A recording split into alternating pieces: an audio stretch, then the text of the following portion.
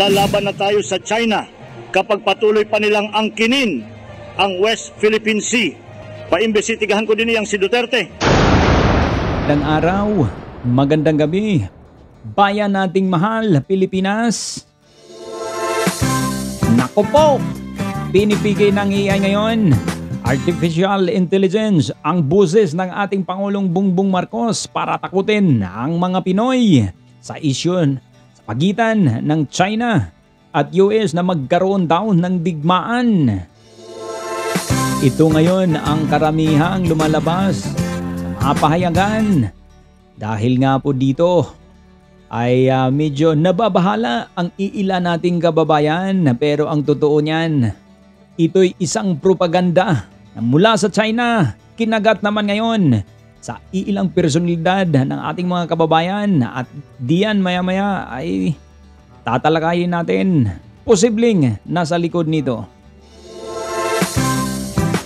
Talagang ginagawa na lahat ng China ngayon upang hindi masusuportahan ng majority ng mga Pilipino ang alyansang US at Philippines, at kumambyo ito papunta sa kanila dahil karamihan or ilang personalidad, lalong-lalo na nung sa dating administrasyon, ang may gustong ibalik ang ating foreign policy with China. Ganyan kadumi maglaro itong propaganda ng China, mga kababayan. Malilinlang ka kung hindi ka talaga magsasaliksik. Pero para sa akin, napakalayong magkaroon ng digmaan between US and China at maipit dito ang inang bayan.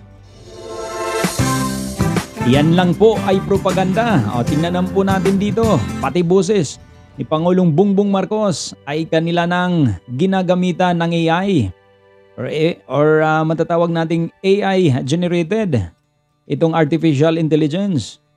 Gumamit na ng napakaraming patibong itong China, at ang hindi maganda dito dahil ilang personalidad na ating kababayan ay nasa likod nito. Ay ating pakinggan ang balita patungkol po dito, mga kababayan.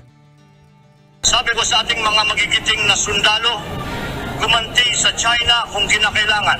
Dapat na tayong pumalat at gamitin ang ating puwersa para matigil na itong mga pambubuli. Huwag tayong matakot sa kanila. Marami ang sumusuporta sa ating bansa. Ipinarinig ni Department of Information and Communications Technology o DICT Undersecretary for Cybersecurity Jeffrey Ian D. sa media kanina ang kumalat na audio na katunog ng boses ni Pangulong Ferdinand Marcos Jr. Maririnig dito na ipinag-utos ng Pangulo na gumanti partikular ang militar laban sa China pagdating sa issue ng West Philippine Sea. Kung pakikinggan, aakalain mo na talagang si PBBM ang nagsasalita sa recording. Ngunit binigyang diin at nilinaw ng DICT na peke at artificial intelligence o AI generated ang boses ng Pangulo. It is fake. It is not the President's voice. Kinumpirma rin ng Presidential Communications Office o PCO na peke ito. Ipinabura na ang audio-video mula sa social media platform na YouTube, pero mayroon pa rin anyang ibang lumitaw na kopya nito. Bunso nito, makikipagtulungan ang DICT sa ibang mga ahensya ng pamahalaan tulad ng National Bureau of Investigation o NBI at Philippine National Police o PNP para maimbestigahan kung sino ang nasa likod nito.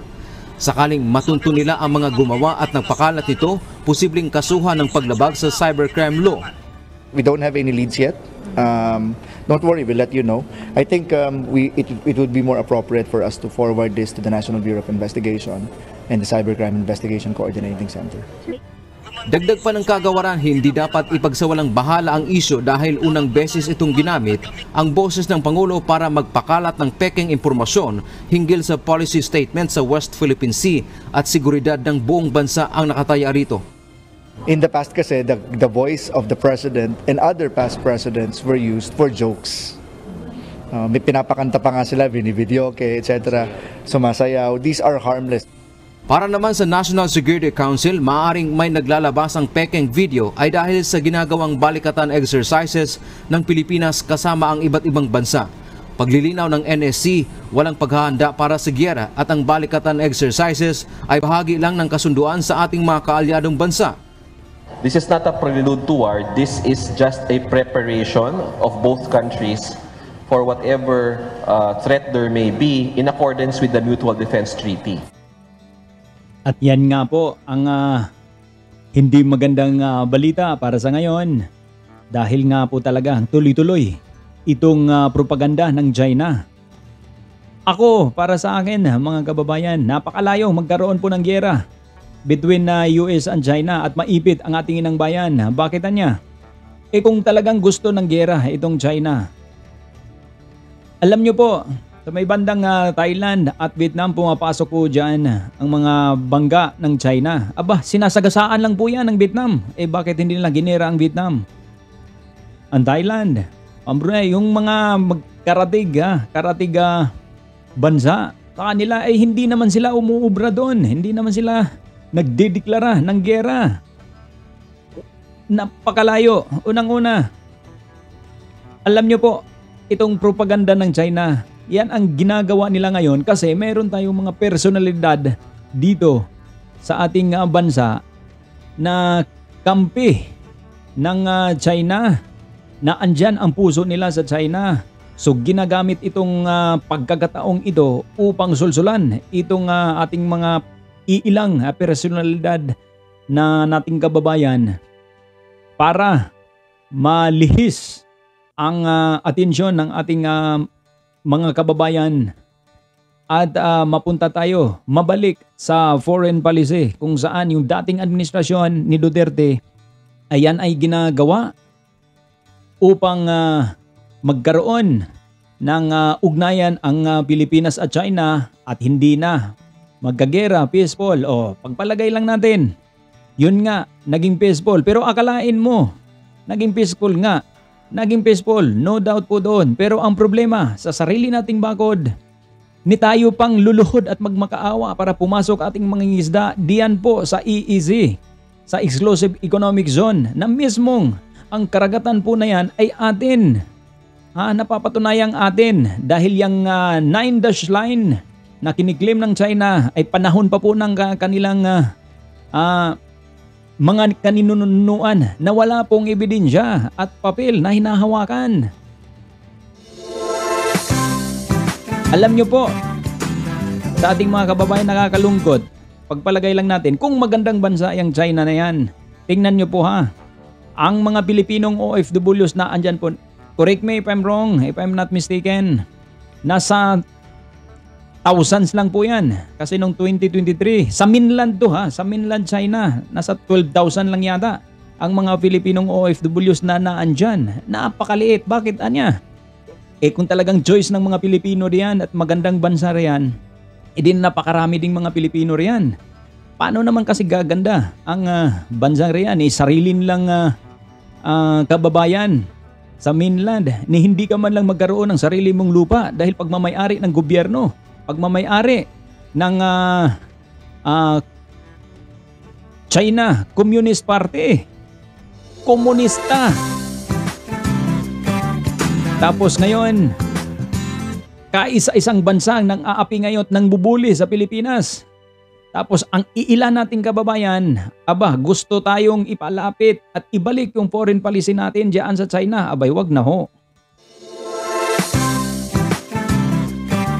Ito yung duda. Yan ho. Kakalaunch lang nila yan, no to US BBM proxy war. Sinong-sinong naandyan? Si Badoy. Alam naman po natin, mga pro-China yan. Si Harry Roque.